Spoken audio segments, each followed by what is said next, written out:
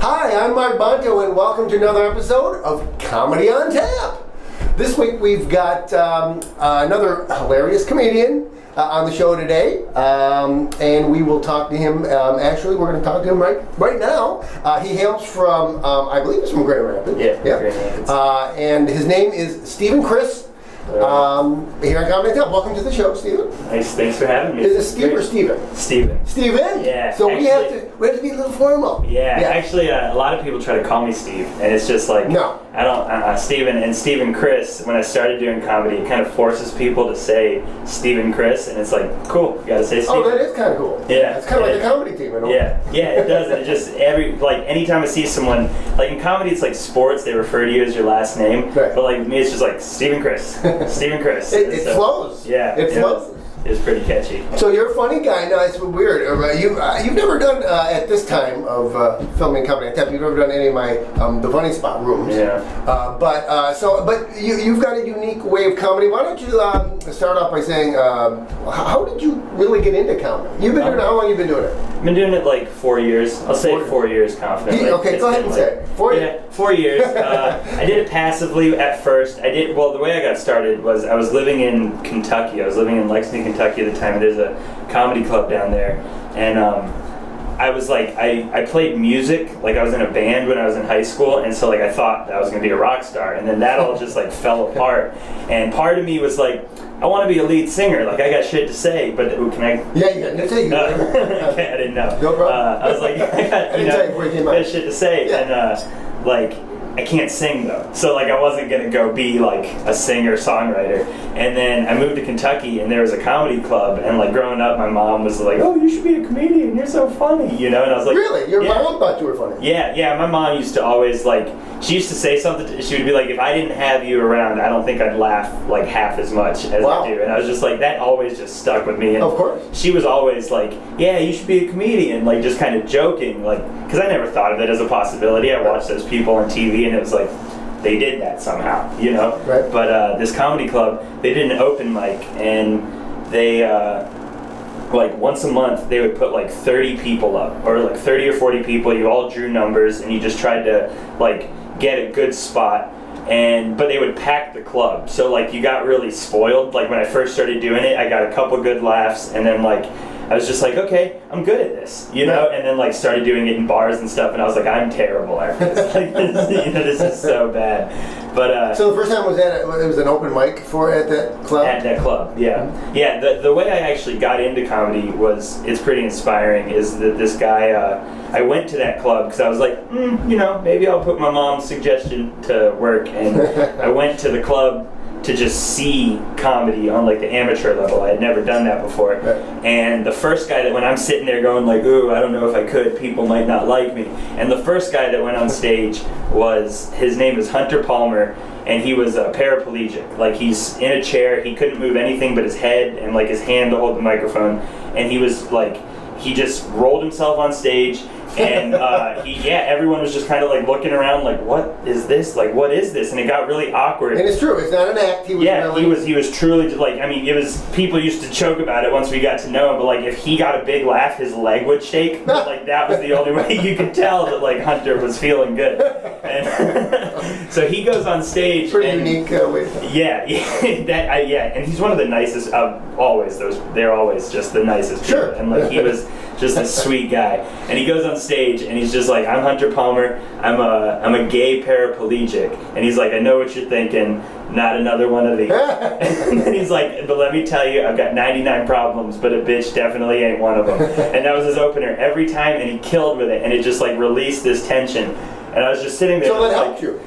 Absolutely. I saw him, and I was like, what am I worried about? Like, I'm worried people are going to judge me? Like, this guy's going on stage. And then, like, ever since then, it was just like, I always think of him. Like, I lost contact with him. It's just, like, I kind of feel bad about that. But, like, so Hunter Palmer, if you see this, get in touch with me. That's right. He gave you a big shout out too, Hunter. Yeah, and he's great. And I can feel his leg vibrating right now. He likes the shout out. Yeah, I do. I still to this day I channel him, and I'm just like, okay.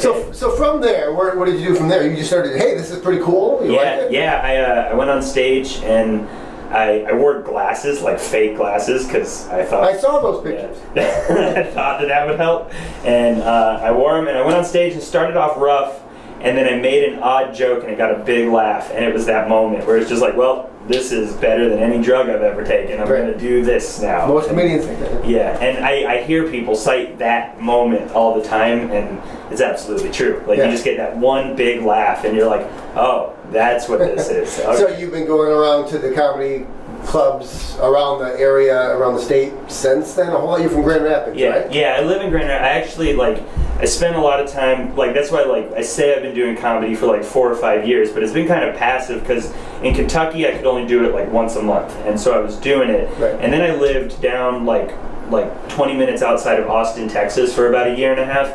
And that was great, because Austin is a great comedy city, but I lived kind of far away, and it was hard to get into it. It's almost like big city comedy. Right. And then I got up here, and Grand Rapids and just West Michigan, and I mean, even coming over here in Detroit, there's a healthy comedy scene if you're willing to drive. And so that kind of put me on that grind that people talk about. And so for the past 2 years, I've been really traveling around trying to perform. Well, we got to get you some of my funny spot shows. Yeah, it's hard. I haven't been able to come to the east side much. I've gone to Kalamazoo, and really I just Kalamazoo, Grand Rapids, and Muskegon. I haven't really got to go to Lansing. I know they have a great comedy scene, and Yeah, a lot of good comedy scenes in the whole area as well. Cool. It's cool how it's just and then even all the little beach towns up the west side have one and off comedy shows that you can get on. I mean, that's what this is. It's we did a country club, and that was cool.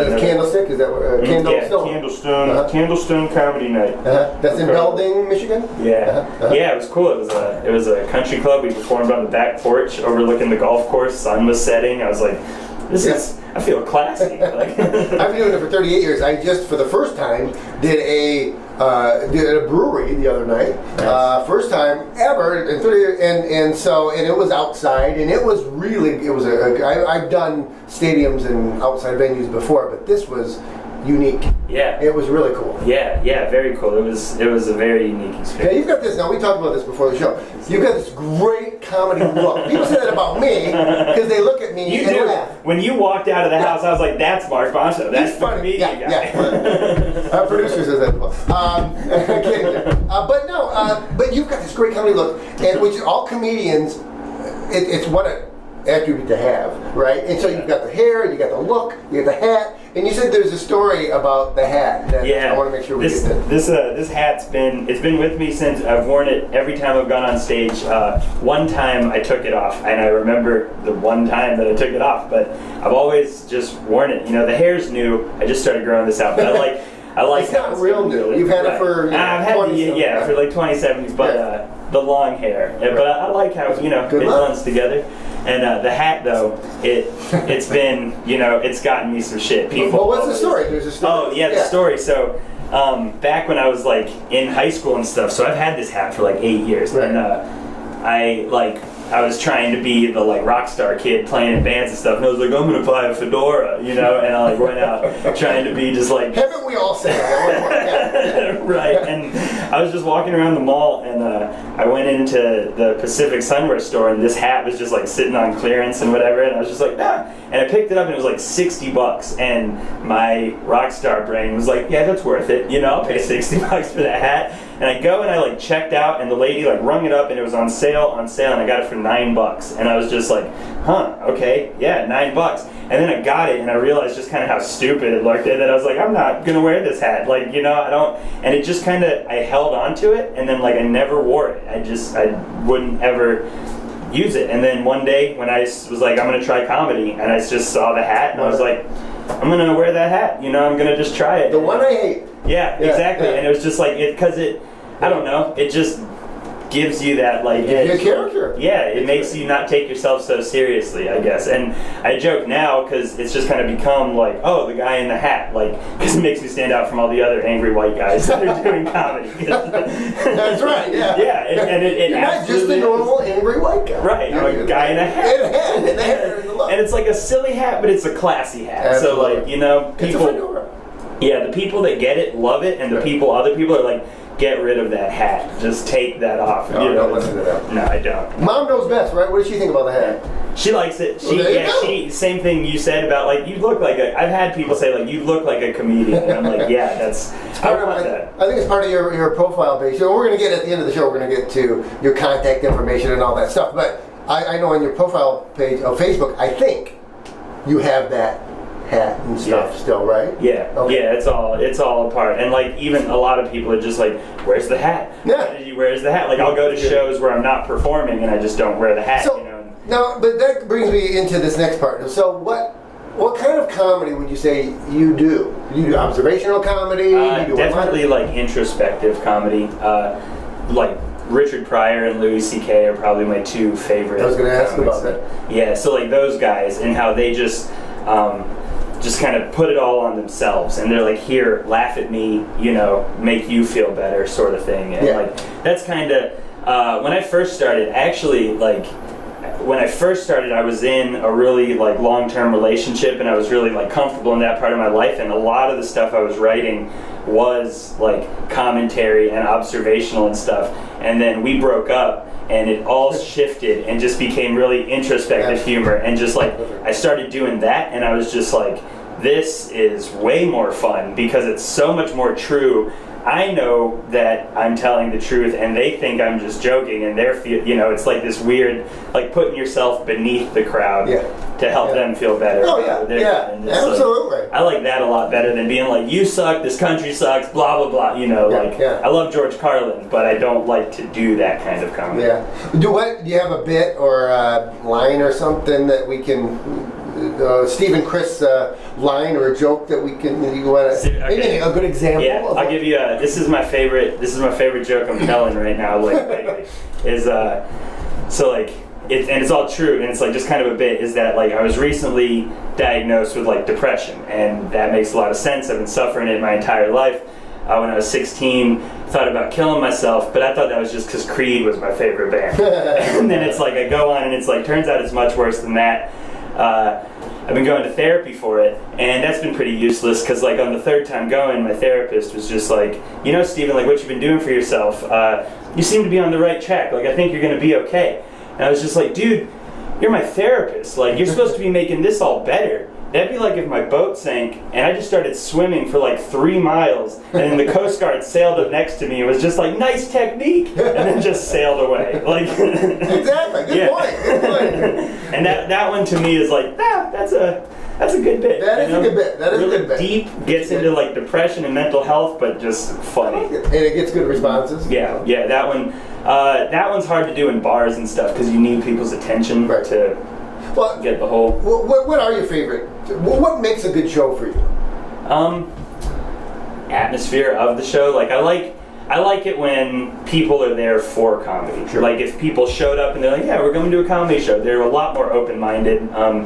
It's really weird to like ambush people and just be like, hey, you thought you were getting drinks, well, we're going to be perverse over here and just say the most ridiculous things. Right, you know? right. So you like a good attentive audience that enjoys comedy and humor. Yeah, and I think that's just because when I first started, I was spoiled. Like I got to do comedy clubs and they were packed. Like there'd be like 200 people there, and so they're all drinking, and you just go up there and kill it because the more people, the kind of easier it becomes. And then you start doing bars where you really start to learn how to be on stage, and it's just like, this is so awful. Like I just want to go back to the like it's like wearing a blanket. Yeah. But the good venues make it all, or the good shows make it all worth it. Oh, absolutely. Like I just got to do. I advanced like this last Funniest Person. I made it to the semifinals, and the show sold out. And so that was really cool. Being in Dr. Grins, and you like when you went on stage, you could just feel it. Like I couldn't do wrong. Like I did the work, and these people were just like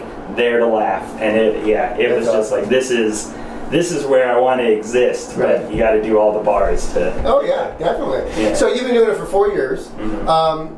You've got to have some stories along the way, some good, bad, maybe backstories.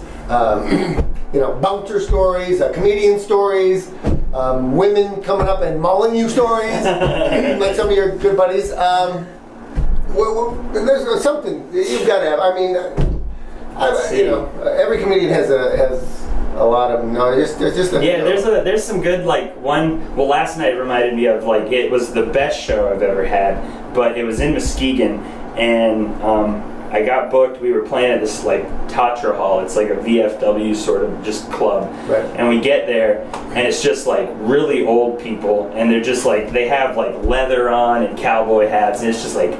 They're not gonna like my humor. This is, and it was me and my roommate and his friend, and then Chris Dyke, another comedian around here, and we all just kind of have like that childish, like liberal humor over here, and we're just like, this is not gonna go good. Like, and so we all decided, and we were just like, okay, if it gets weird, let's just make it awful, and let's just go as dirty as we can. Right. And then before, like 5 minutes before the show started, the promoter comes up and he's like, hey guys, think you could like keep it a little cleaner, and just not get too like too crazy. And we were just like, oh my god, this is just gonna be awful. There goes my material. Yeah, it was just like I'm just gonna go up and sing, whatever. And the show started. It filled out just more like cowboy hats and leather, and we're just like, okay, what's going on? And then my roommate goes on and he starts performing, and like the back of the stage was carpet, and he like compared it to a cum rag, and it was just like they died laughing, and we were just like, surprised. Oh my god, okay. And then I went up there, and it was like some of the filthiest material I had ever done, and it's to this day like the best show that I've ever done. And it's just like, I hate doing that, just sitting in a room like I did it last night, and just sitting there when the room's empty and watching it fill up, because you're just like, I wonder what that person's sense of humor. Well, I wonder what that person. I did an Eagles Club a few years back, and the show, and of course in this Eagles Club, packed room, but most of the people were over 90.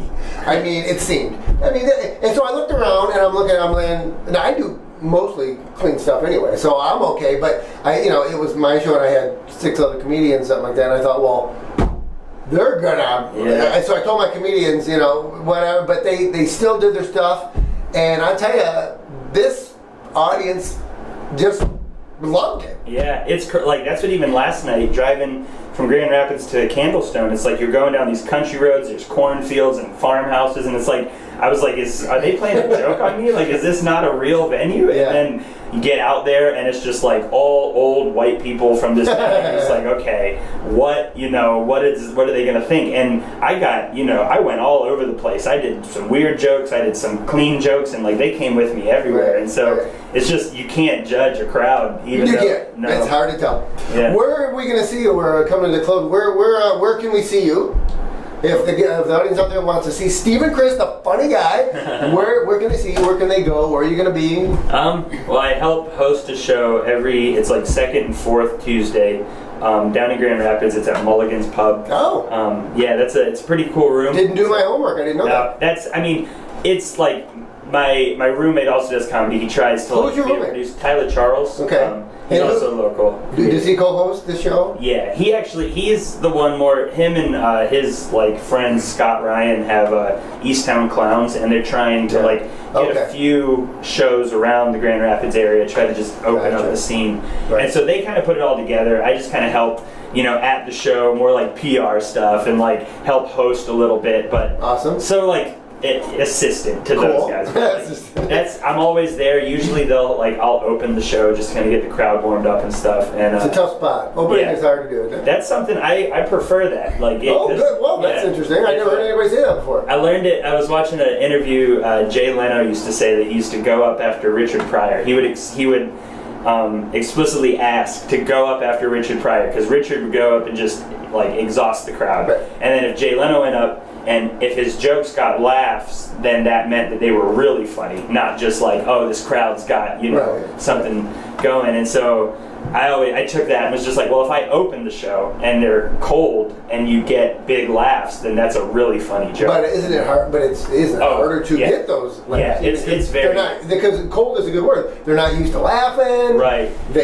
I go up and I'm kind of a little. I guess my comedy's a little weirder, just not uncomfortable, but just I get kind of deep and introspective, and so it's I just go up and throw that at you, and it's made me a better comic to go up first and just go through that. And at the same time, if you do bomb, they have the rest of the show to forget about you. So it's a win-win. Awesome. And so contact information, how can they get a hold of you? Stephen Chris, it's just on Facebook. Chris with a K. Yeah, Chris That's with a interesting. K. K-R-I-S. It's not my... That's another unique thing about you. Yeah. That's great though. It is. It's a stage name. I have to admit that. Oh, yeah. Did I? I don't think I did know. I don't promote it because Okay. it's just Why it not? flows. You know. Steven Switek is my real name. That's right. I didn't know that. I It's didn't a know that. Polish last name. It's been mispronounced my whole life. My middle name's Christopher, so just made it a. Maybe Yeah. not a whole lot of fans knows about me, and I don't think you do as well. But I also have a stage name Yeah. because of that long Italian last Right. name that people demolish. Right. And since 1980s, when I started doing, I was doing comedy before that, but when I started going by Bonto, so it's a good thing. Good for you. Yeah, it is. Good for you. It's a, and that also, like, I just kind of went the image route, the hat, the stage name, and a lot of people, they're like, nah, it's fake, and it's like, no, it's not. The thoughts, the jokes are coming from Absolutely. the other stuff is marketing, you know, and that's unfortunately a part of this. Thanks for stopping by. Yeah, thanks for having me. Stephen This was awesome. Chris, Stephen Chris. the comedian. Oh, everyone who comes to Comedy on Tap. This is a new cool. thing. I read a column for Flint Comics, Very cool. and you can have this for free. I signed it on the inside, Thanks, man. and now it's worth 2 cents versus Yeah. free. I love this stuff. You love this stuff. Thanks again, funny man, Stephen Chris, and here on Comedy on Tap, folks. That's all the time we have for tonight.